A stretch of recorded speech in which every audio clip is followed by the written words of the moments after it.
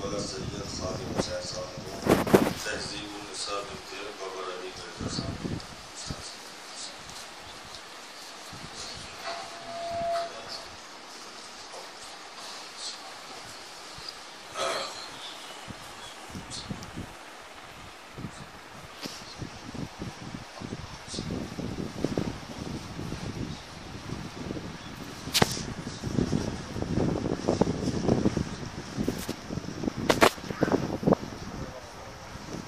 رحم اللہ من قرأ الفاتحہ.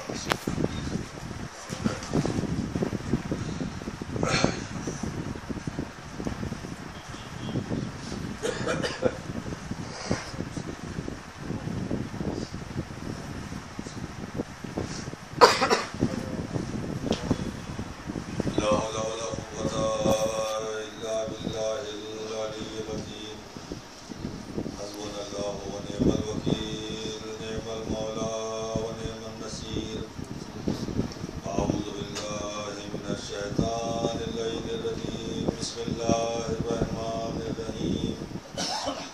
الحمد لله رب العالمين والعاقبة للمتقين والجنة للموحدين والنار للملحدين والصلاة والسلام على أشرف الأنبياء والمرسلين سيدنا وشفيعنا ونبينا أبي القاسم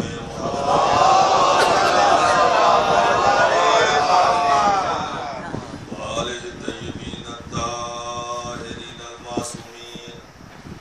أما بعد فقد قال الله سبحانه وتعالى في القرآن المجيد وقوله الحق.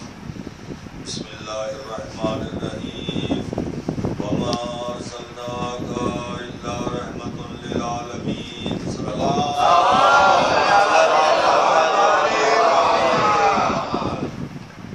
اس مشہور مبارک آیت کا سرنامہ بیان قرار دینے کے بعد تمہید میں جو گفتگو کرنا چاہتا ہوں اس کے لیے توجہ کا بھی طالب ہوں. اور گفتگو یہ ہے کہ کوئی بھی دین، کوئی بھی شریعت، کوئی بھی مذہب اور کوئی بھی آسمانی کتاب خود بخود نہیں آتے ہیں بلکہ لائے جاتے ہیں. مذہب خود نہیں آتا بلکہ لایا جاتا ہے. توریت خود نہیں آئی، جناب موسیٰ لے کر آئے. زبور خود نہیں آئی، جناب داؤد لے کر آئے. انجیل خود نہیں آئی، جناب عیسیٰ لے کر آئے. نتیجہ یہ نکلا کہ مذہب خود نہیں آتا ہے بلکہ مذہب لایا جاتا ہے. تو مذہب کو ایک لانے والے کی ضرورت ہے. توجہ چاہتا ہوں، مذہب کو ایک لانے والے کی ضرورت ہے. اور جو مذہب دنیا میں خود آ نہیں سکتا ہے وہ زمانے میں خود پھیل بھی نہیں سکتا ہے. لہذا اسے ایک بچانے والے کی ضرورت ہے. اور جو مذہب دنیا میں خود آ نہیں سکتا ہے، زمانے میں خود پھیل نہیں سکتا ہے، وہ خطرے کے وقت اپنے کو خود بچا بھی نہیں سکتا ہے. لہذا اسے بچانے والے کی ضرورت ہے. نتیجہ یہ نکلا کہ اسلام کو تین شخصیتوں کی ضرورت ہے. ایک اسلام کو لانے والے کی ضرورت ہے، ایک اسلام کو پھیلانے والے کی ضرورت ہے، ایک اسلام کو بچانے والے کی ضرورت ہے. آج ہمارے اوپر ایک اعتراض ہوتا ہے کہ ہماری مجلسوں میں، ہمارے جلسوں میں، ہماری محفلوں میں یوں تو معصومین کی تعداد زیادہ ہے مگر تین کے فضائل ہم زیادہ بیان کرتے ہیں. محمد کے فضائل زیادہ بیان ہوتے ہیں، مولا کائنات کے فضائل زیادہ بیان ہوتے ہیں، امام حسین علیہ السلام کے فضائل زیادہ بیان ہوتے ہیں. تو تین ہی کا تذکرہ زیادہ کیوں ہوتا ہے؟ تو جواب ہم سے سنو کہ مذہب کو تین ہی شخصیتوں کی زیادہ ضرورت ہے.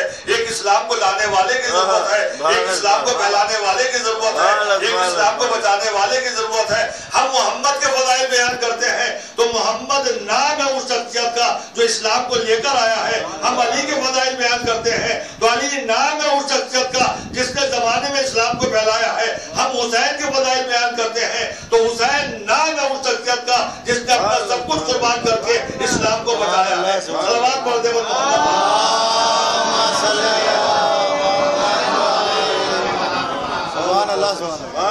تو اس مجلس میں اسلام کو لانے والے حضور سرور کائنات کے لیے اللہ قرآن مجید میں اعلان کر رہا ہے، اے اے میرے حبیب ہم نے آپ کو عالمین کے واسطے رحمت بنایا ہے۔ اس آیہ کریمہ میں عالمین کی عمومیت یہ بتلا رہی ہے کہ دنیا میں کوئی فرد ایسی نہیں، کوئی شخص ایسا نہیں، کوئی آدمی ایسا نہیں کہ جس کے لیے حضور سرور کائنات رحمت نہ ہو۔ معلوم یہ ہوا کہ حضور مومن کے لیے بھی رحمت ہے، منافق کے لیے بھی رحمت ہے، اور کافر کے لیے بھی رحمت ہے۔ مومن کے لیے رحمت اس طرح سے کہ راہ حق دکھا کر گمراہی سے بچا دیا، اور منافق کے لیے رحمت اس طرح سے کہ بظاہر کلمہ لا الہ الا اللہ زبان پر جاری کرنے سے اسلام کی کفر کش تلوار سے جان بچ گئی، اور کافر کے لیے رحمت اس طرح سے کہ اس کا وجود پیغمبر اسلام کے صدقے میں زمین پر ہے کہ اگر حضور نہ آئے ہوتے تو یہ زمین کا فرش نہ ہوتا، یہ آسمان کا شامیانہ نہ ہوتا، یہ ستاروں کے چراغ نہ ہوتے، یہ آفتاب و مہتاب کی قندیلیاں نہ ہوتی، یہ باغوں کی بہاریں نہ ہوتی، یہ چمن کی بہاریں نہ ہوتی، یہ پھول کی خوشبوئیں نہ ہوتی، کچھ بھی نہ ہوتا۔ اس لیے کہ اللہ نے کہا لولا لما خلقت الافلاق، اے محمد تمہیں پیدا نہ کرتا تو کائنات کی کسی شے کو پیدا ہی نہ کرتا، تو اگر حضور پیدا نہ ہوتے تو کائنات کی کوئی شے پیدا نہ ہوتی، اور جب کائنات کی کوئی شے پیدا نہ ہوتی تو کافر کا وجود کہاں سے ہو جاتا؟ صلوات پڑھنے پر محمد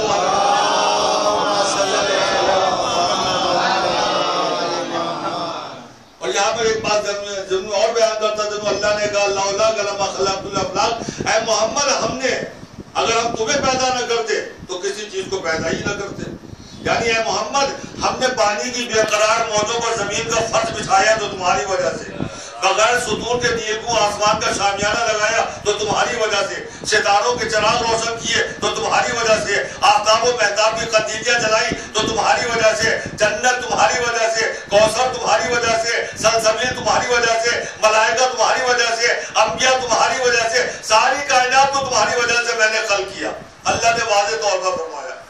مگر دنیا کا قاعدہ یہ ہے کہ جب کوئی شے کسی وجہ سے عالم وجود میں آتی ہے تو جب تک وہ وجہ باقی رہتی ہے وہ چیز باقی رہتی ہے، اور جب وہ وجہ ختم ہو جاتی ہے تو چیز بھی ختم ہو جاتی ہے۔ آج دیکھیے جمیل صاحب نے یہ مسجد بناتے دو رہی سالانہ غالباً رہتی ہے، تو جب یہ تاریخات جب ہم آئے یہاں پہ آپ نے آنے کے بعد دیکھا یہ فرش بچھا ہوا ہے، مومنین کا مجمع ہے، ممبر بھی ہے، مائک کا انتظام بھی ہے، باہر فرش بچھا ہوا ہے، شامیانہ لگا ہوا ہے، سارے انتظامات، روشنی بھی ہے، اس کے بعد نیاز کا انتظام بھی، سب کچھ ہے یا نہیں ہے؟ لیکن کل آپ اسی وقت میں آیا تو نہ یہ فرش تھا، نہ مومنین کا مجمع تھا، نہ روشنی کا انتظام تھا، نہ شامیانہ تھا، نہ مومنین کا مجمع تھا، نہ کھانے کا اور نیاز کا انتظام، تو کچھ بھی نہیں تھا، کچھ بھی نہیں ہوا کل تو۔ اب میں نے معلوم کیا کہ کل آئے تھے تو سب کچھ، تب تو کچھ بھی نہیں ہے، آخر یہ ہوا کیا؟ جب کل سب کچھ تھا تو آج سب کچھ کیوں نہیں ہے؟ تو مجھے جواب دینے والے یہی تو جواب دیں گے مولانا کل یہ مجلس ہوئی تھی، مجلس کی وجہ سے فرش بچھایا گیا تھا، مجلس کی وجہ سے شامیانہ لگایا گیا تھا، مجلس کی وجہ سے روشنی کا انتظام تھا، مجلس کی وجہ سے ممبر رکھا گیا تھا، مجلس کی وجہ سے نیاز اور کھانے کا انتظام کیا گیا تھا۔ جب مجلس ختم ہو گئی تو مومنین اپنے گھروں کو واپس چلے گئے، فرش کو سمیٹ دیا گیا، شامیانے کو اتار دیا گیا، لائٹ کا جو زیادہ انتظام کیا گیا تھا وہ بھی ختم ہو گئی۔ یہ ہوئی یا نہیں ہوئی؟ معلوم یہ ہوا کہ جتنی چیزیں مجلس کی وجہ سے عالم وجود میں آئی تھی، مجلس کی وجہ سے عالم وجود میں آئی تھی، مجلس ختم ہو گئی تو وہ چیزیں خود بخود ختم ہو گئی، تو نتیجہ یہی تو نکلے گا کہ جب کوئی چیز کسی وجہ سے عالم وجود میں آتی ہے تو جب تک وہ وجہ رہتی ہے چیز باقی رہتی ہے، وجہ ختم ہو جاتی ہے تو چیزیں بھی ختم ہو جاتی ہے۔ تو جب اللہ کہہ رہا ہے اے محمد تمہاری وجہ سے زمین کا فرش بچھایا، تمہاری وجہ سے آسمان کا شامیانہ لگایا، تمہاری وجہ سے ستاروں کے چراغ جلائے، تمہاری وجہ سے دریا کو روانی دی، تمہاری وجہ سے پہاڑوں کو بلندی عطا کی، تمہاری وجہ سے باغوں کو بہاریں عطا کی، اے خدا تو نے محمد کی وجہ سے کائنات کو خلق کیا تھا، 63 سال کی عمر میں واپس بلا دیا، اب زمین کے فرش کو غرق کر دے، آسمان کے شامیانے کو اتار دے، ستاروں کے چراغ گل کر دے، آفتاب و مہتاب کی قندیلیاں بجھا دے، اب یہ سب کچھ باقی کیوں ہے؟ کہا تعداد جانتا نہیں، میں نے محمد کی وجہ سے کائنات کو خلق کیا تھا تو محمد ایک نہیں بنایا، محمد 14 بنایا ہے۔ پہلے کی وجہ سے اگر میں نے خلق کیا تھا تو آخری کی وجہ سے قائم رکھا ہے۔ سلامات پڑھتے ہوئے محمد والے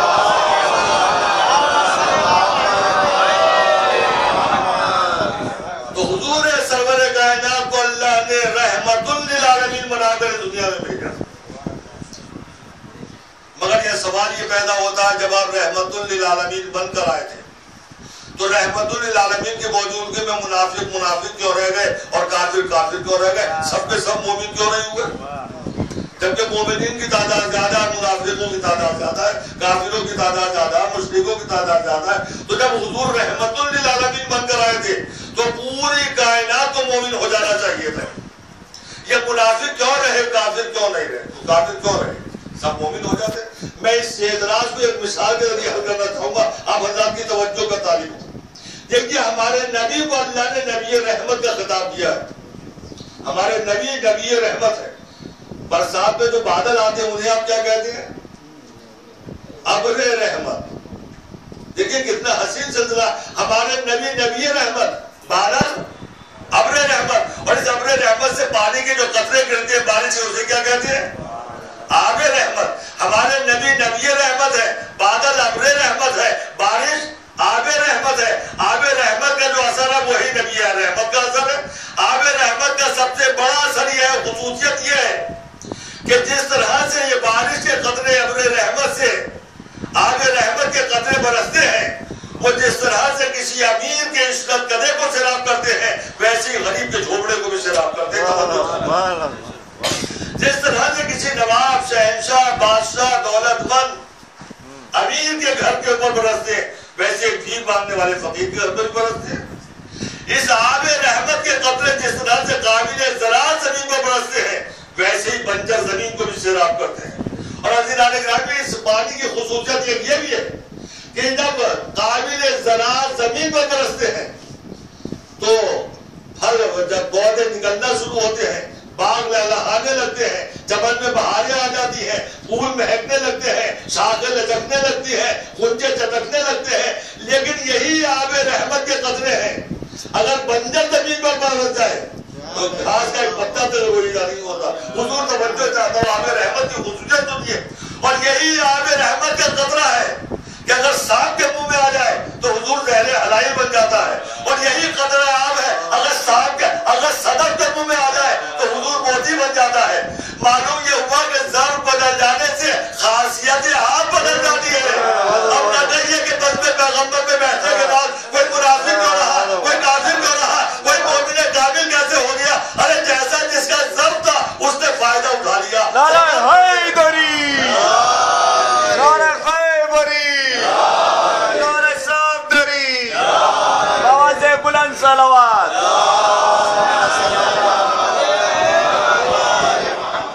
حضور سرور کائنات رحمت للعالمین بن کر بزم کائنات میں اس وقت تشریف لائے جب دنیا میں اندھیرا تھا، کفر کی گھنگور گدائیں پوری دنیا پر چھائی ہوئی تھی، تاریکی تھی، دنیا محو غفلت تھی، باطل پرستی کا دورہ تھا، دامن حق ہاتھ سے چھوٹ چکا تھا، تاریخ یہ ضلالت نگاہوں سے تجاوز کر کے دلوں میں اتر چکی تھی، زمین کا ذرہ ذرہ کفر کا آئینہ معلوم ہو رہا تھا، دنیا کی ہر دل فریب صورت کی طرف زمین نیاز جھکی ہوئی تھی، کوئی آفتاب کی پرستش کر رہا تھا، کوئی مہتاب کی پوجا کر رہا تھا، کوئی ترسے میں بتوں کو خدا سمجھ رہا تھا، کوئی لہلہاتے ہوئے چمن میں خدائی جلوے دیکھ رہا تھا۔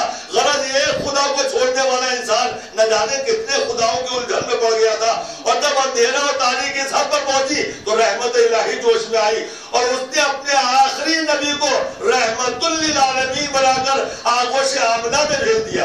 ادھر رحمت للعالمین کی آمد ہو رہی تھی، ادھر آسمان سے رحمت کی بارش ہو رہی تھی، ملائکہ سب بسب اتر رہے تھے، کعبہ سجدہ شکر میں جھکا، بادشاہوں کے تخت الٹے، جادوگروں کے جادو بیکار ہوئے، تاکہ کسرا شک ہوا، قصر کسرا کے 14 کنگورے گرے، حجاز کی طرف سے نور پھیلا، طوبہ جھومنے لگا، کوثر موجے مارنے لگا، اور آخر میں خدا کا نبی اشہد ان لا الہ الا اللہ کہتا ہوا آغوش آمنہ میں آیا، اور حضور ارشاد سے آیا کہ خدار رب کے ثبوت کو توڑتا ہوا، قریش کے مشہور بہادروں کے دلوں کو ہلاتا ہوا، کفر کی تاریکی میں اسلام کے چراغ جلاتا ہوا۔ صلوات پڑھتے ہوئے محمد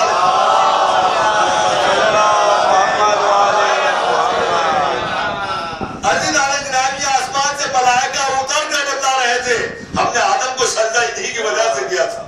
بادشاہوں کے تخت الٹ کے بتا رہے تھے، زمین پر حکومت کرنے والا آ گیا، ستارے ٹوٹ کر بتا رہے تھے، ان کی حکومت زمین اور آسمان پر یکساں ہے، نور کا پھیلنا بتا رہا تھا، اسلام کا پھیلانے والا آ گیا، تاکہ کسرا شک ہو کر بتا رہا تھا، کفر کا سینہ والا آ گیا اور قصر کسرا کے 14 کانگورے گر کے بتا رہے تھے یہ نور تنہا نہیں آیا، 14 شعاعوں کا مجموعہ بن کر آیا ہے. صلوات پڑھتے ہوئے محمد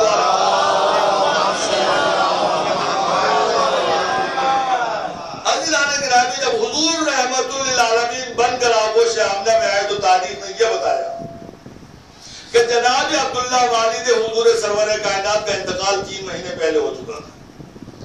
یعنی آپ نے جب زمین پر قدم رکھا تو در یتیم کی حیثیت سے، آج یتیم کی حیثیت سے دنیا میں آئے تھے. اور تاریخ نے پھر یہ بھی بتایا کہ جب آپ کی ولادت کا وقت نزدیک آیا اور جناب عبداللہ کا انتقال ہو چکا تھا تو جناب ابو طالب اور جناب فاطمہ بنت اسد نے جا کر جناب آمنہ سے کہا کہ ایسے نازک وقت میں مدد کی ضرورت ہوتی ہے، عورت ڈرتی ہے، گھبراتی ہے. اب عبداللہ بھی نہیں ہے، لہٰذا ہمارے گھر تشریف لے آئیے، ہم آپ کی مدد بھی کریں گے، دیکھ بھال بھی کریں گے. چنانچہ جناب ابو طالب جناب آمنہ کو اپنے گھر لے آئے گے اور جناب حضور سرور کائنات کی ولادت جناب ابو طالب کے گھر میں ہوئی. نبی نے فرمایا انا و علی من نور واحد، میں اور علی ایک ہی نور کے 2 ٹکڑے ہیں. عزیزان گرامی جب نور کے پہلے ٹکڑے کے نازل ہونے کا وقت آیا تو ابو طالب کا گھر دیکھا گیا اور جب نور کا دوسرا ٹکڑا نازل ہوا تو خدا نے اپنے گھر کا دروازہ کھول دیا. اب ذرا پوچھنا پڑے گا اللہ یہ کیا ہوا؟ کم سے کم بیت المقدس میں نازل کر دیا ہوتا. اللہ شاید یہ جواب دے کہ ابو طالب کے گھر کی عظمت کعبے سے ہماری نگاہ میں کم نہیں ہے. دوسری بات یہ کہ اللہ کا جواب آئے گا کہ ہم نے قرآن مجید میں بیان کیا حل جزاء الاحسان الا الاحسان. اللہ نے پکار کے کہا جب ابو طالب آمنہ کو اپنے گھر لے کر آئے اور حضور کی ولادت ابو طالب کے گھر آئی تو ادھر سے آواز آئی اے ابو طالب تیرا احسان، تو نے میرے محبوب کے لیے اپنا گھر دے دیا، جب تیرا بیٹا پیدا ہوگا تو اپنا گھر دے دوں گا. صلوات پڑھتے ہوئے محمد والے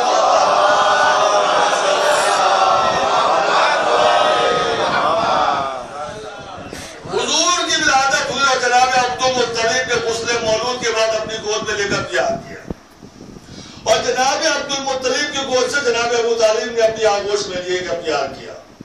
اور پیار کرنے کے بعد جناب ابو طالب نے ایک ہی جملہ کہا کہ بابا میں اپنے بھتیجے کا نام محمد تجویز کرتا ہوں. جناب عبدالمطلب نے کہا بیٹا اس سے بہتر تو کوئی نام ہو ہی نہیں سکتا. جناب ابو طالب نے کیا کہا ذرا آپ اس پر خیال کریے گا. جناب ابو طالب نے کہا میں اپنے بھتیجے کا نام محمد رکھتا ہوں اور وہی نام قبول کر لیا گیا. اب پوری تاریخ عصمت معصومین کی تاریخ اٹھا کر دیکھیں معصوم کتنے ہیں. ہمیں اپنے بچپن میں ہماری ماں نے گود میں لے کے ہم کو یاد دلائے تو 14 معصوم ہیں. امام 12 ہے، بچے تر 5 ہے، اللہ ایک ہے معصوم. یہ تو اماں کا یاد کیا وہ سبق ہے، کون بھولے گا. میرے دوستوں میرے بزرگوں معصوم 14 نہیں ہے، زیادہ ہے. 1,23,999 جو نبی اور رسول ہے وہ بھی سب معصوم. جتنے ملائکہ جتنے فرشتے جتنی حوریں ہیں جتنے غلمان ہیں وہ سب کے سب معصوم، سب معصوم. اگر تاریخ معصومیت کو اٹھا کر دیکھیں تو آپ کو یہ اندازہ ہوگا کہ کوئی ایک معصوم بھی آپ کو ایسا نظر نہیں آئے گا جس کا نام غیر معصوم نے رکھا. نہیں غیر معصومی نے نہیں، معصوم نے بھی نہیں رکھا. ہر معصوم کو ایک بتاؤ، ایک معصوم لے آؤ جناب آدم سے لے کر خاتم تک، جناب فاطمہ سے لے کر 12ویں امام تک، کہ جس کا نام غیر خدا نے رکھا ہو. یعنی آدم کا نام آدم خدا نے رکھا، کسی اور نے نہیں رکھا. نوح کا نام خدا نے نوح رکھا ہے. ابراہیم کا نام خدا نے ابراہیم رکھا ہے. عیسیٰ و موسیٰ کا نام عیسیٰ و موسیٰ اللہ نے رکھا ہے، کسی غیر نے نہیں رکھا. یعقوب کا نام یعقوب اللہ نے رکھا، یوسف کا نام اللہ نے رکھا.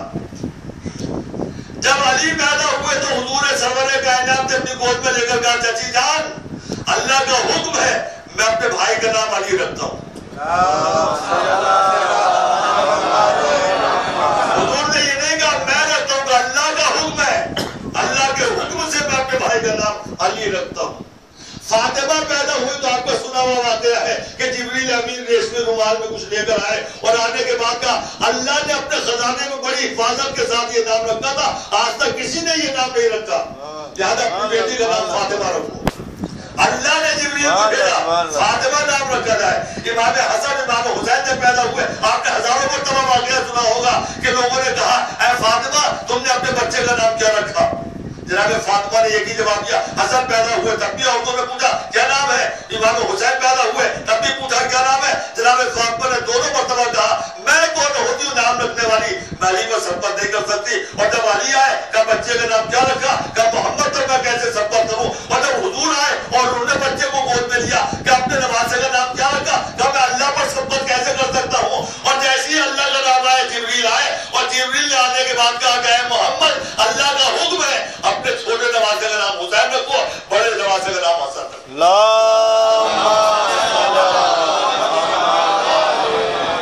سنا یا نہیں سنا؟ امام حسن تک کی روایت موجود ہے۔ اور اس کے بعد جو سلسلہ چلا تو حضور نے اپنی وفات سے پہلے 12 اماموں تک کے نام بتائے یا نہیں بتائے؟ اپنی طرف سے نہیں بتائے، کہا اللہ نے جبریل کے ذریعے سے مجھے میرے پاس پیغام بھیجا ہے، حسن کے بعد میرا جانشین علی ہوگا جو حسین کا بیٹا ہوگا، اور اس کے بعد جو محمد باقر ہوں گے، جعفر صادق ہوں گے، موسیٰ صادق ہوں گے، 12ویں امام تک پہنچایا اور کہا آخری میرا والد وہ ہوگا جس کا نام میرا نام ہوگا، جس کا لقب اور کنیت میرا لقب اور میری کنیت ہوگی۔ بتاؤ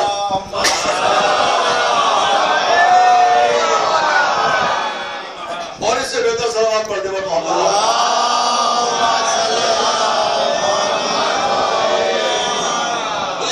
معصومین کی تاریخ ہے کہ ہر معصوم کا نام رکھا خدا نے، آدم سے لے کر خاتم تک ہر معصوم کا نام خدا نے رکھا، فاطمہ اور علی سے لے کر 12ویں امام تک ہر معصوم کا نام خدا نے رکھا۔ اور جب سرتاجی انبیاء پیدا ہوئے مرسل عالم دنیا میں آئے، محبوب خدا نے زمین پر قدم رکھا، تو محبوب خدا کا نام کسے رکھا؟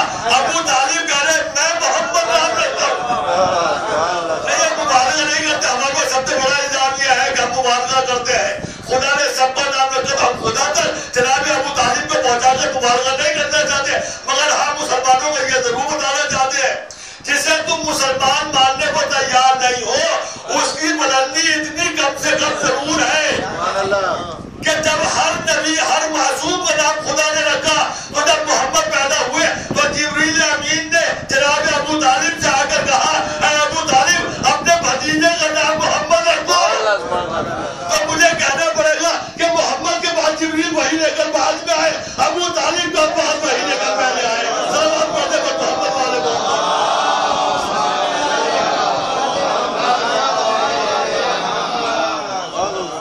تو جس کے اوپر وحی لے کر جبریل آئے وہ جب مسلمان نہیں ہو سکتا، وہ کیا کافر ہوگا؟ عزیزان گرامی تاریخ اور آگے بڑھی، تاریخ اور آگے بڑھی، حضور کا بچپنا ہے اور جناب عبد المطلب کا آخری وقت آ گیا۔ جب عبد المطلب پہ جانے کا وقت آیا جو اپنے موتے کو پال رہے تھے تو انہوں نے اپنے سب بیٹوں کو بلا کے کہا کہ میں تو دنیا سے جا رہا ہوں، مگر یہ یتیم بھتیجا تمہارے سامنے ہے، محمد کی کفالت کون کرے گا میری زندگی میں مجھے بتاؤ تاکہ میں اسے اس کے سپورٹ کر سکوں۔ تو سارے بیٹوں نے مل کے کہا کہ ہم کریں گے، ہر ایک نے کہا ہمیں دے دو محمد کو، ہم کفیل بننے کے لیے تیار ہیں، ہم ان کی پرورش کرنے کے لیے تیار ہیں، ہم ان کو آنکھوں سے محبت تو بڑھا دینے کے لیے تیار ہیں۔ ہر ایک نے کہا، سب نے کہا، ابو طالب نے بھی کہا کہ ہمیں دے دو۔ تو جب سب آواز لگانے لگے ہمیں دو، تو جناب عبد المطلب نے حضور سرور کائنات کو دیکھا اور عبد المطلب نے جناب حضور سرور کائنات سے فرمایا اب بیٹا تم ہی فیصلہ کرو اپنے چچاؤں میں سے کس کے پاس رہنا چاہتے ہو۔ اور جیسے ہی جناب عبد المطلب نے کہا فیصلہ تمہارے ہاتھ میں ہے، جس کے ساتھ رہنا چاہتے ہو اسی کے پاس چلے جاؤ۔ تو تاریخ نے بتایا کہ حضور سرور کائنات نے اپنے ننھے ننھے قدم اٹھائے اور جناب ابو طالب کو دعوت تھام کے کہا میں چچا ابو طالب کے پاس رہنا چاہتا ہوں۔ نہیں میرے دوستوں سے جملہ تو سنو، قرآن مجید میں اللہ نے کیا کہا؟ ما ينطق عن الهوى ان هو الا وحی یوحی۔ ارے میرا نبی تو کچھ کہتا ہی نہیں، یہ تو وہی کہتا ہے جو ہم کہتے ہیں۔ اور یہ محمد نہیں کہہ رہا ہے کہ ابو طالب کے آغوش میں رہوں گا، یہ خدا کہہ رہا ہے کہ آغوش ابو طالب میں چلے گا۔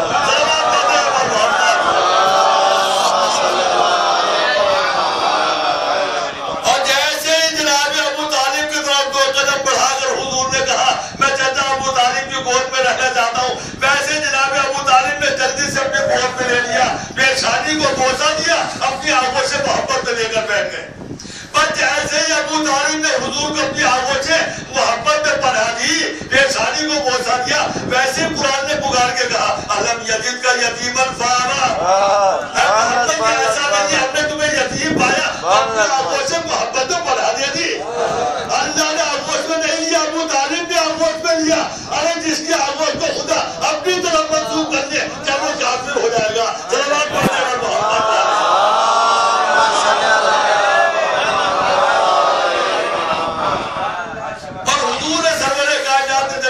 ابو طالب کی حمایت کو بھی قبول کیا, ان کی محبت کو بھی قبول کیا. پوری تاریخ ابو طالب گواہ ہے کہ جب کبھی بھی محمد پر کوئی آ جائے تو ابو طالب آگے آئے, اور حضور نے ان کی حمایت, ان کی مدد کو قبول کیا, ان کی محبت کو بھی قبول کیا. جناب ابو طالب کی محبت اور ان کی حمایت کو قبول کرنا ہی ایمان ابو طالب کی بیان دلیل ہے.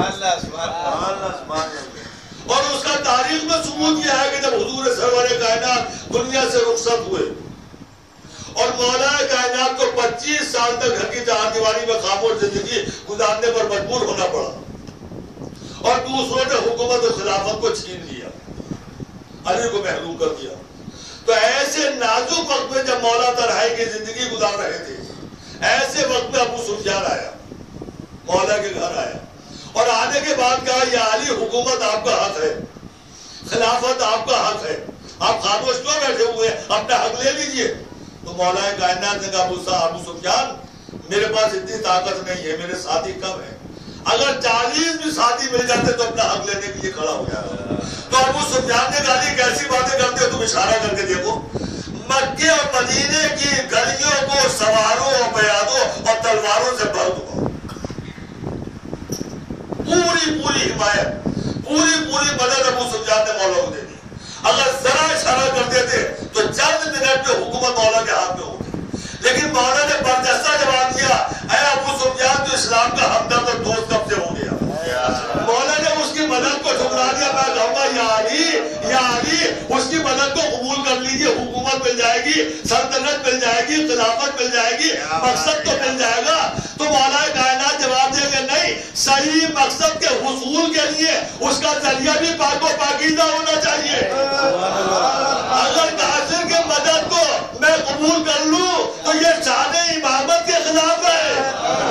مولا کائنات نے کافر کے مدد کو ٹھکرا دیا اس لیے کہ اس سے مدد لینا شان امامت کے خلاف تھا. تو حضور نے جب ابو طالب کے مدد کو قبول کر دیا تو کیا شان نبوت کے خلاف نہ ہوگا. سلام پڑھنے پر محمد والے.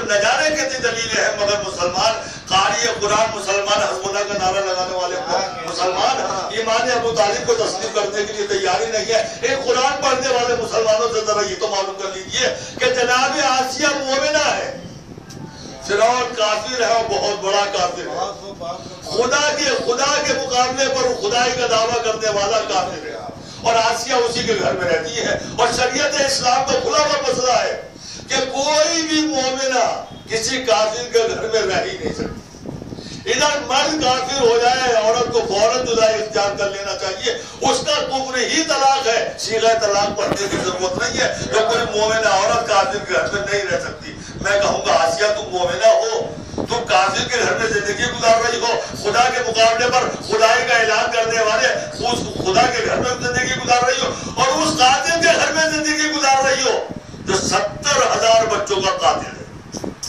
جناب موسیٰ پیدا نہ ہو اس لیے اس نے 70,000 بچوں کو قتل کیا. تو 70,000 بچوں کا قاتل فرعون, کافر فرعون, مشرک فرعون, گنہگار فرعون.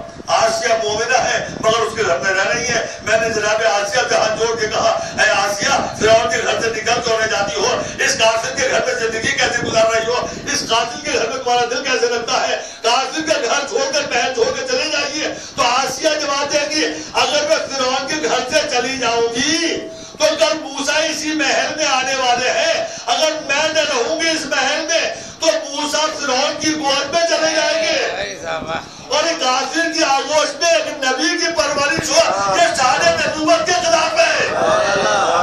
عزیزان گرامی موسیٰ نبی ہے مگر ہمارے نبی سے چھوٹے نبی ہیں. تو جب اللہ نے چھوٹے نبی کے لیے گوارا نہ کیا کہ کسی کافر کی آغوش میں پرورش پائے تو سرتاج حمزہ کے لیے کیسے گوارا کرے کہ کافر کی آغوش میں پرورش پائے. سلامات پڑھتے ہیں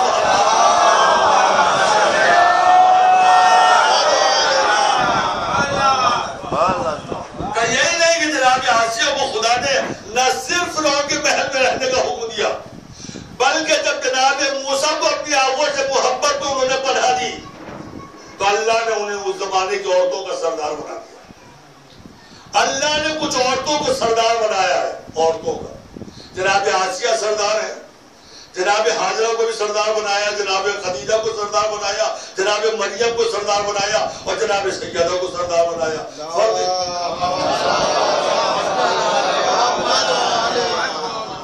جناب آسیہ, جناب مریم, جناب سارہ, جناب حاجرہ, جناب خدیجہ یہ اپنے زمانے کی عورتوں کے سردار ہیں. اور ہماری شہزادی ہے سر اسلام کی شہزادی جناب فاطمہ پوری کائنات کی عورتوں کی سردار ہے.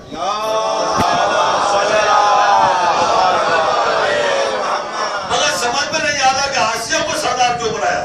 آسیہ میں ان عورتوں میں فرق ہے. جناب مریم کو سردار بنایا اس لیے کہ ایک معصوم نبی کی ماں ہے, سردار بنایا. یہ معصوم نبی کی ماں ہے لہذا انہیں سردار بنا دیا, کوئی اعتراض نہیں ہے. جناب حاجرہ کو معصوم سردار بنایا اس لیے کہ معصوم نبی کی بیوی بھی ہے, ایک معصوم نبی کی ماں بھی ہے.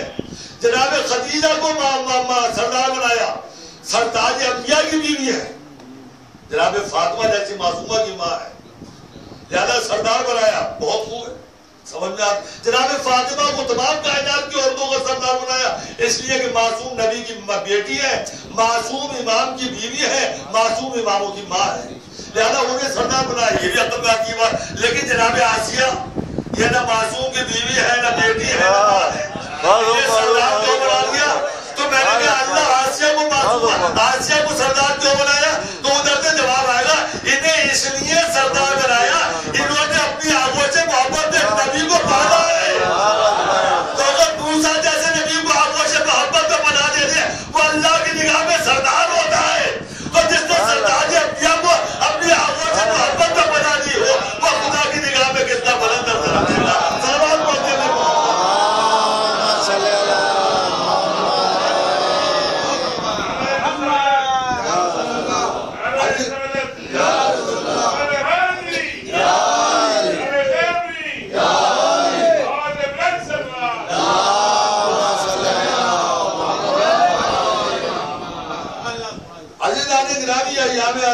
امام حسین مسلسل آپ سن رہے ہیں, حسین کے فضائل بھی سن رہے ہیں, چاروں طرف سے حسین حسین کی آواز آ رہی ہے اور ذکر حسین کو روکنے کی بڑی کوششیں ہر زمانے میں ہوتی رہی ہیں.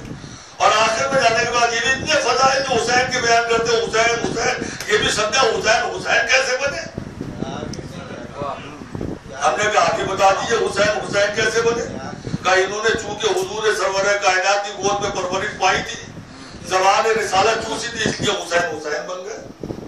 ہم سے کہا جاتا حسین حسین بنے آغوش محمد میں پرورش پانے کے بعد, تو ہم نے کہا یہی اصول بنا لیا جائے کہ جو آدمی جس آغوش میں پرورش پائے اس کی سارے فضائل ادھر ہی منتقل ہو جائے. تو تم کہتے ہو کہ حسین حسین بن گئے آغوش محمد میں پرورش پانے کے بعد, تو ہمیں کہنا پڑتا ہے کہ محمد محمد بن گئے آغوش ابو طالب میں پرورش پانے کے بعد. سلام پڑھتے ہیں محمد والے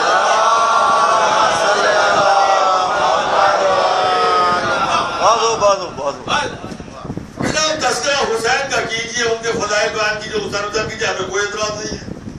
مگر یزید کو تو برا نہ کیجئے, نہ کریے. ہم نے کہا وہ کیوں؟ کہا یزید نے بہت برا کیا, ہم بھی مانتے ہیں. حسین کو قتل نہیں کرنا چاہیے تھا, ہم بھی مانتے ہیں. رسول کے نواسے تھے حسین, ہم بھی مانتے ہیں. کربلا کے میدان میں انہیں بھوکا پیاسا رکھا, یہ بہت بڑی زیادتی ہوئی, ہم بھی مانتے ہیں. حسین اور حسین کے ساتھیوں کو 3 دن کا بھوکا پیاسا مار دیا, ہم بھی مانتے ہیں غلط ہوا. خیمے جلائے گئے, ہم بھی مانتے ہیں بہت برا ہوا. ماں بہنوں کے سروں سے چادر, شہزادیوں کے سروں سے چادر نہیں اتارنی چاہیے, جب بھی مانتے ہیں. کوفہ اور شام کے بازار میں جو کچھ ہوا وہ بھی زیادتی ہوئی, ہم مانتے ہیں. تو مانتے ہو تو یزید کو برا کہو, یزید کو برا کیوں نہیں کہتے؟ ہم اس لیے برا نہیں کہتے اور آپ کو یہی سمجھانا چاہتی ہے کہ شیعو سن لو, یزید کو برا نہ کہا کرو. وہ کیوں؟ کہ اس لیے کہ تمہارے مولا حسین کریم ابن کریم ہے یا نہیں؟ بے شک ہے, حسین کریم ابن کریم ابن کریم ابن کریم, بلکہ جناب آدم تک پورا سلسلہ لے کے جائیے, سب کریم ہی کریم ہے. بے شک بے شک, کوئی غیر کریم نہیں, سب کریم. کہا خدا کون ہے؟ ہم نے کہا وہ رحیم. ہم نے کہا وہ رحیم. تو کہا یہی تو ہم شیعوں کو سمجھانا چاہتے ہیں, آپ کے مولا حسین کریم ہے اور خدا رحیم ہے. اگر خدا نے خواستہ کبھی ہاتھ جوڑ کے یزید حسین کے سامنے آ گیا, تمہارے آقا مولا کے سامنے آ گیا اور ہاتھ جوڑ کے کہا اے مولا بہت بڑا گناہ ہوا, بہت بڑی خطا ہوئی, آپ کریم ابن کریم ہے, مجھے معاف کر دیجئے. اور اگر میرے آپ کے مولا حسین نے یزید کو معاف کر دیا اور حسین کے معاف کرنے پر کریم خدا نے بھی معاف کر دیا, تو یزید تو چلا جائے گا جنت کی طرف, آپ کا کیا ہوگا؟ بات تو پتے کی گئی. واقعی ہم بھی اس بات کو مانتے ہیں, بس فرض کر لیجئے جو وہ کہہ رہے ہیں اسی بات کو میں دہرانا چاہتا ہوں, اپنی طرف سے کچھ نہیں کہنا چاہتا. انہوں نے کہا کہ حسین کریم ان کے قریب ہے, اگر معافی مانگی تو حسین معاف کر سکتے ہیں. یقیناً حسین نے بڑے بڑے گناہ گاروں کو معاف کیا ہے, یزید کو بھی تمہارے کہنے کے مطابق ہو سکتا ہے معاف کر دے. اور اگر میرے مولا حسین نے کہا جا یزید تجھے معاف کیا اور وہ جنت کی طرف چلا دوزخ چھوڑ کے, تو کیا شبر خاموش رہ جائے گا؟ توجہ تھا. کیا ہرملا خاموش رہ جائے گا؟ کیا بشر ساتھ خاموش رہ جائے گا؟ کیا ابن زیاد خاموش رہ جائے گا؟ کیا عباس کے خانے کرم کرنے والا خاموش رہ جائے گا؟ کیا علی اکبر کے سینے پر برچی باندھنے والا خاموش رہ جائے گا؟ کیا سکینہ کے رخساروں پر دماغے باندھنے والا خاموش رہ جائے گا؟ یہ سب مل کے آگے بڑھیں گے. کہا مولا جب تو نے یزید کو معاف کر دیا, وہ حاکم تھا, اب تو نوکر تھے, غلام تھے, اس کے حکم کی تعمیل کر رہے تھے. جب تو نے حاکم کو معاف کر دیا تو غلاموں کو بھی معاف کر دے. اے کریم نے کریم مولا, اے رحیم خدا, ہمارے اوپر بھی رحم فرما. تو خدا کا اللہ جب اصل یزید کو معاف کر دیا تو ابن زیاد جب تو مجھے معاف کیا, بشر ساتھ تجھے بھی معاف کیا, شبر تجھے بھی معاف کیا, کربلا تجھے بھی معاف کیا. اب ذرا سوچو, یہ کربلا کے جتنے بدماش تھے جب جنت کی طرف چلے گئے تو کیا دشمنان مولا کائنات اور دشمنان حسن مصطفیٰ خاموش بیٹھ رہے گے؟ وہ کہیں گے خدا اتنا ظلم جیسا کربلا میں ہوا, خدا نے کہا تھا ہمارے ہاتھوں سے اتنا تو نہیں ہوا, جب تو نے اتنے بڑے بڑے ظالموں اور قاتلوں کو معاف کر دیا تو ہمیں بھی معاف کر دے. خدا کہے گا جب کربلا والوں کو معاف کر دیا تو تمہیں بھی معاف کیا, یہ بھی جنت کی طرف چلیں گے. اور جب یہ جنت کی طرف چلیں گے تو ابو سفیان آگے آئے گا, ابو جہل آگے آئے گا, ابو لہب آگے آئے گا. اے خدا ہم نے تیرے نبی کو ستایا ضرور, قتل کا منصوبہ بھی بنایا, پر قتل کرنے میں کامیاب تو نہیں ہوئے. یزید تو جواسہ رسول کو قتل کرنے میں کامیاب بھی ہو گیا اور قتل کر بھی دیا, تو جب تو نے کھلے میں قاتلوں کو معاف کر دیا تو ہمیں بھی معاف کر دے. خدا کہے گا جب یزید غرملا ابن زیاد کو معاف کر دیا تو جب تجھے بھی معاف کیا. تو ابو سفیان بھی چلے گا, ابو لہب بھی چلے گا, ابو جہل بھی چلے گا. توجہ چاہتا ہوں, ایمان ابو طالب کو اپنے ذہن میں رکھیے گا, اس ابو طالب کے ایمان کو ذہن میں رکھیے گا جنہوں نے حضور سرور کائنات کو اپنی آنکھوں سے محبت میں تربیت دی اور پالا. ابو جہل چلا تو کیا فرعون خاموش رہے گا؟ نمرود خاموش رہے گا؟ وہ کہے گا اے خدا ہم نے تیرے نبی پر ظلم بہت آیا مگر قتل نہیں کیا. جب تو نے سرداری انبیاء اپنے محبوب کے دشمنوں کو معاف کر دیا, حسین کے قاتلوں کو معاف کر دیا, تو خدا ہمیں بھی معاف کر دے. تو کہے گا جا فرعون تجھے بھی معافی ملی, نمرود تجھے بھی معافی ملی, حابیل کے قاتل قابیل جب تجھے بھی معاف کیا. جب قابیل بھی چلا اسی سب میں لگ کے جنت کی طرف, تو پھر وہ بوڑھا آگے بڑھے گا جو آواز دے کے کہے گا خدا جب میرے سارے چیلوں کو جنت میں بھیج دیا تو تنہا استاد دوزخ میں کیا کرے گا؟ کہا جہاں چیلے وہی استاد.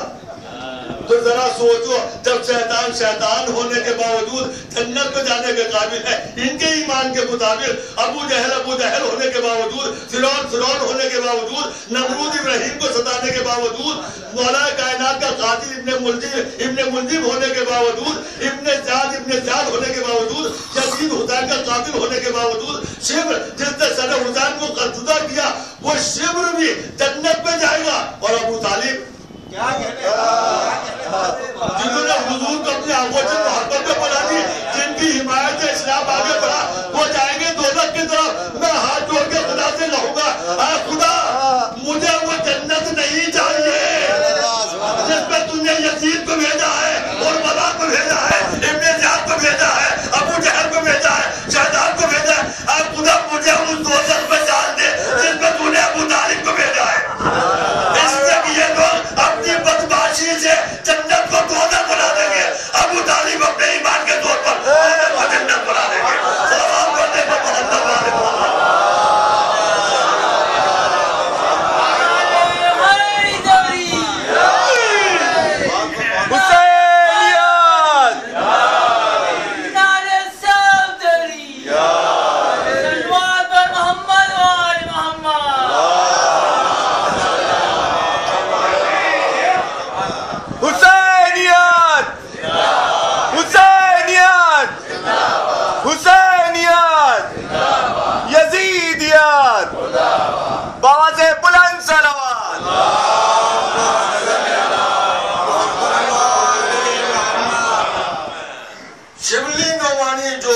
مسلمانوں کے بہت بڑے رائٹر ہیں.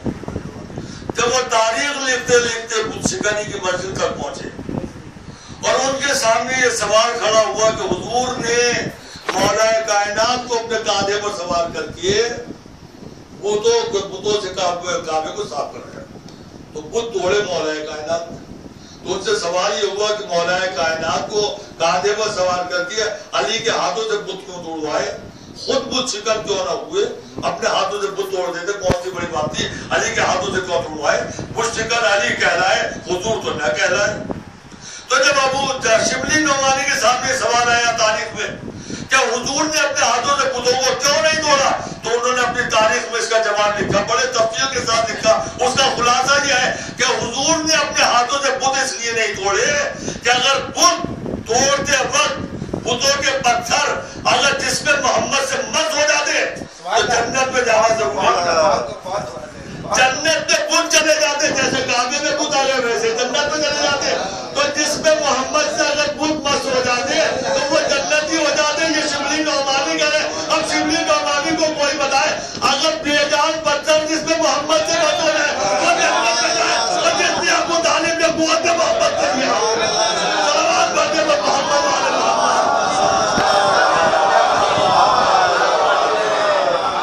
اور اس سے بہتر صلوات پڑھتے گا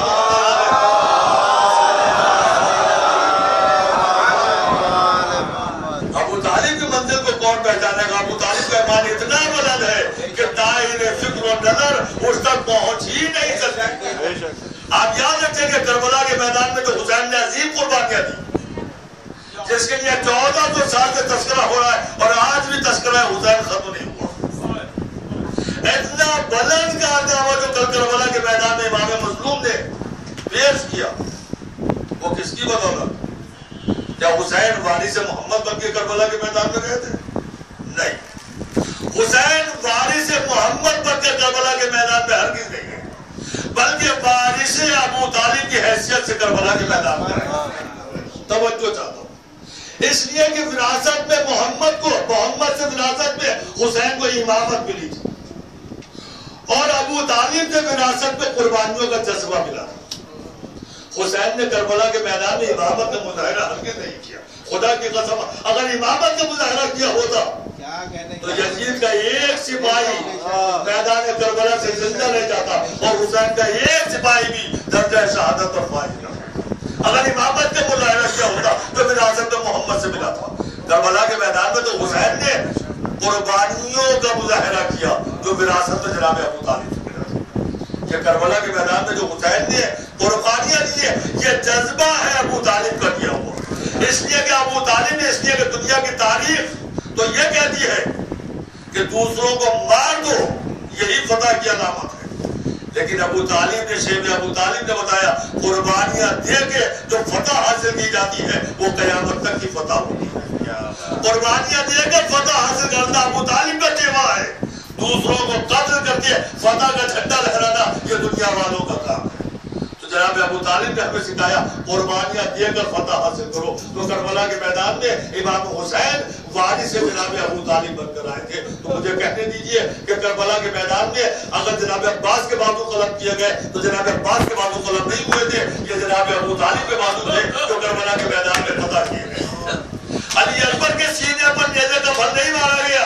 یہ ابو طالب کا کلیجہ تھا جس پر نیزے کا پھل مارا گیا. یہ علی اصغر کے گلے پر تیر نہیں مارا جا رہا تھا. یہ جناب ابو طالب کا گلا تھا جس پر تیر مارا جا رہا تھا. یہ حسین کے گلے پر شمر خنجر نہیں چلا رہا تھا.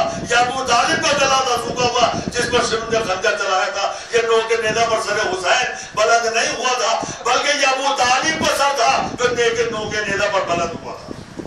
عزیزان گرامی کربلا کے میدان میں قربانیاں دے کر ایسی فتح حاصل کرنا اس پر شکست جس شکست پر آج تک یزید ہی نہیں یزیدی بھی رو رہے ہیں. ایسی شکست فات حسین نے کربلا کے میدان میں قربانیاں پیش کر دی تھی. عزیزان گرامی دنیا یہی سمجھتی ہے کہ جو مقابل کو قتل کر دے وہ جیت جاتا ہے اور جو قتل ہو جائے وہ ہار جاتا ہے.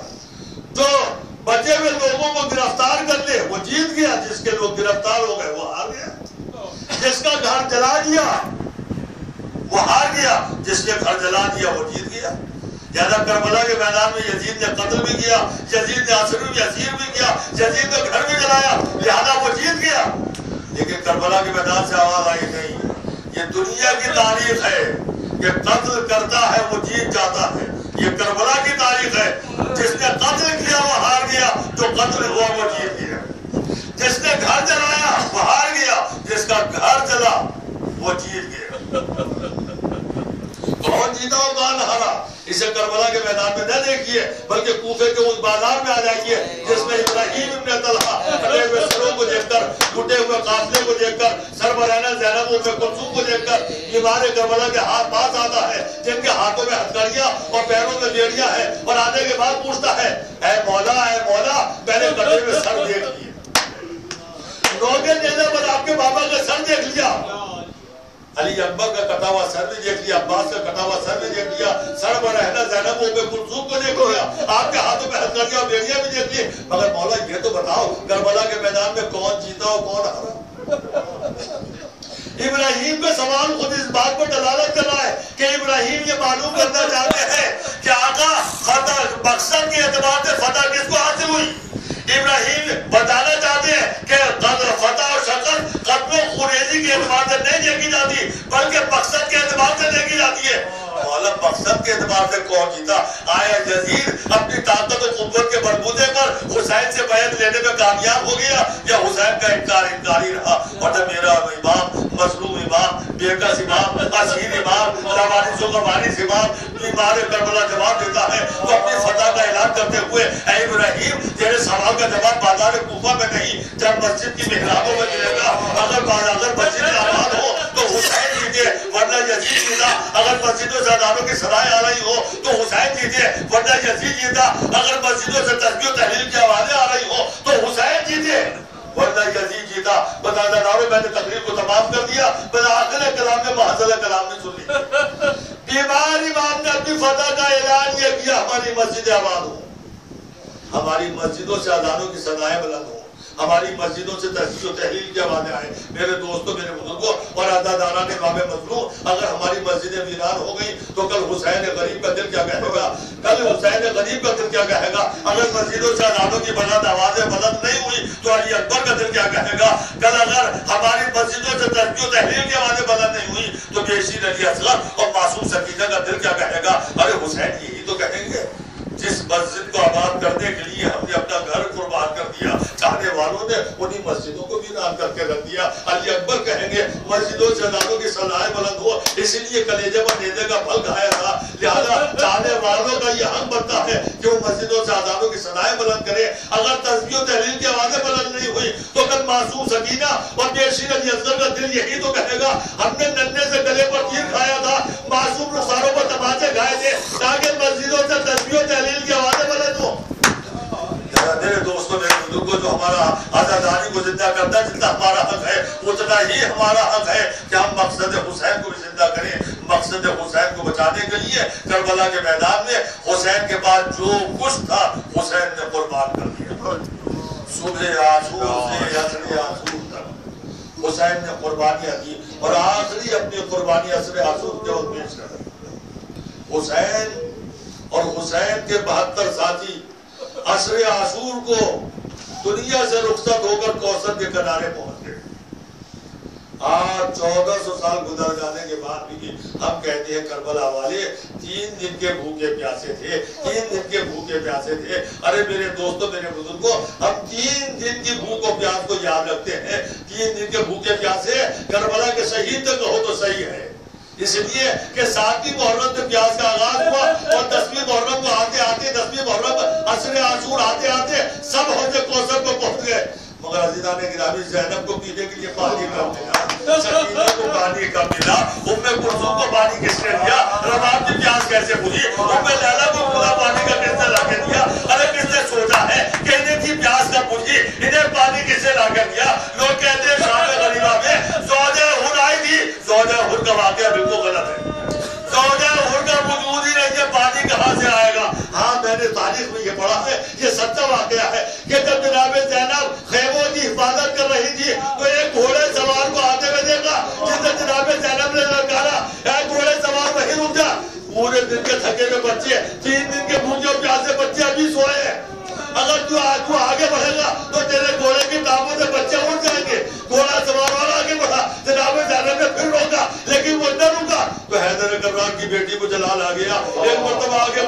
جناب فرق پر ہاتھ ڈال دیا. میں تم سے منع کر رہی ہوں آگے نہ بڑھ. بچے تھکے ہوئے سوئے ہیں, یہ بچے بیدار ہو جائیں گے تو اللہ تعالیٰ کی سزائیں بلند کریں گے. ایک مرتبہ آنے والے نے اپنے چہرے سے نقاب کو رکھ دیا. ارے زینب میں تمہارا باپ پر یہ مقدم. زینب نے جلدی سے قدم پکڑ لیے. ارے بابا اب آئے ہو, بھیا مارا گیا. اے بابا اب آئے ہو, علی اکبر مارا گیا. اے بھیا اب آئے ہو, عباس مارا گیا. اے بھیا اب آئے, اے بابا اب آئے ہو. میرے سر سے چادر اتر گئی. امام مظلوم نے امام کے پیشانی کو بوسہ دیا, بیٹی کو سینے سے لگایا اور چائے آبے کوثر کیا. لو بیٹی جاؤ, بچے پیاسے ہیں, انہیں پانی ملا دو. جناب زینب پانی لے کر آئی. سب سے پہلے سکینہ کا پانی لایا. بیٹی اٹھو. سکینہ نے گھر سے آگے بولی, ممی ابا کیا بات ہے؟ لو بیٹی پانی پی لو, انتظام ہو گیا ہے. جناب سکینہ نے کہا ممی ابا آپ نے سب سے پہلے مجھے پانی پلا دیا اور بچے بھی تو پیاسے ہیں. کہا بیٹی تم سچے چھوڑیے, پہلے چھوٹوں کو پانی پلایا جاتا ہے. ایک مرتبہ جناب سکینہ نے بولا پہلے چھوٹے بچوں کو پانی دیا جاتا. کودا ہاتھ میں لیا, مقتل کی طرف دوڑی. زینب نے آگے بڑھ کے روکا, اے بیٹی کہاں جا رہی ہو؟ کہا مجھے علی نے تو کہا پہلے چھوٹے بچوں کو پانی پلایا جاتا. ارے میرا بھیا, ارے میرا حضرت, آئے علی حضرت پیاسا ہے, پہلے میں بھیا کو پانی پلاؤں. ادرکم اللہ, ادرکم اللہ. آئے کربلا کے اسیروں کی بیعت. جب علی اصغر یاد آ گیا تو پانی کیسے پیا ہوگا؟ میرا عزادارو, صاحب غنیمہ میں پانی نہ پیا, کسی نے پانی نہیں پیا. 11 محرم کو جب یہ لٹا ہوا قافلہ چلا ہے, ایک بچہ پیاسا تھا, ایک بیوی پیاسی تھی, سکینہ پیاسی تھی, زینب پیاسی تھی, رقیہ پیاسی تھی, ایک بچہ پیاسا تھا. اور سوکھے ہوئے تھے, زبان پر کانٹے پڑ گئے تھے. 11 محرم کو لٹا ہوا قافلہ کربلا سے چلا. 13 محرم کو لٹا ہوا قافلہ کوفے کے بازار میں پہنچا. 11 محرم, 12 محرم, 13 محرم مجھے نہیں ملتا. کسی ظالم نے سکینہ کو پانی پلایا ہو, کسی نے لا کر جناب زینب کو پانی دیا ہو. 13 محرم کو پیاس کا عالم یہ تھا کہ جب لٹا ہوا قافلہ کوفے کے بازار میں آیا تو تماشائیوں کا اتنا مجمع تھا, اتنا مجمع تھا کہ قافلہ آگے بڑھتا تھا, رک جاتا تھا, آگے بڑھتا تھا, رک جاتا تھا. تو جس ناکے پر جناب زینب بیٹھی تھی, انہی کی گود میں جناب سکینہ بھی بیٹھی تھی. مگر دیکھنے والوں نے دیکھا کہ سکینہ کے پیاس کی وجہ سے ہونٹوں کو ہونٹ سیاہ پڑ چکے تھے, زبان پر کانٹے تھے, اور زور کا عالم یہ تھا کہ آنکھوں سے کچھ دکھائی نہیں دیتا. زبان سے کچھ کہتی بھی تو آواز نہیں آتی تھی کمزوری کی وجہ سے. ایک مرتبہ جناب زینب نے سکینہ کو دیکھا کچھ کہہ رہی ہے. جناب زینب نے غور سے دیکھا تو دیکھا کہ سکینہ کی نگاہیں باپ کے کٹے ہوئے سر پر ہے. کچھ کہا, جناب زینب نے سمجھ سکی. اس کے بعد جناب عباس کے کٹے ہوئے سر کو دیکھا. کچھ کہا, زینب نے سمجھ سکی. اس کے بعد علی اکبر کے کٹے ہوئے سر کو دیکھا. کچھ کہا, مگر زینب نے سن سکی. ایک مرتبہ جناب زینب نے کہا بیٹی اپنے بابا سے کیا کہنا چاہتی ہو, اپنے چچا سے کیا کہنا چاہتی ہو, اپنے بھیا سے کیا کہنا چاہتی ہو؟ بیٹی تمہارا بابا مارا گیا, تمہارا چچا مارا گیا, تمہارا بھیا مارا گیا. اے بیٹی اب تو کچھ کہنا ہم سے کہو. ایک مرتبہ جناب سکینہ نے سر کو جھکا کے کہا کہ ممی ابا پیاس رہی ہے.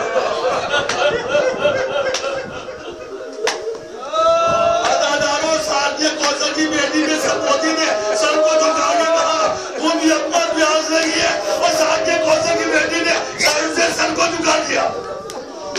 آئے زینب کی بے کسی, مگر ایک عورت نے چھت پر بیٹھی تماشا دیکھ رہی تھی.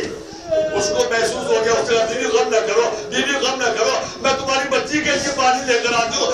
میرے دروازے سے تمہاری بچی پیاسی نہیں جا سکتی.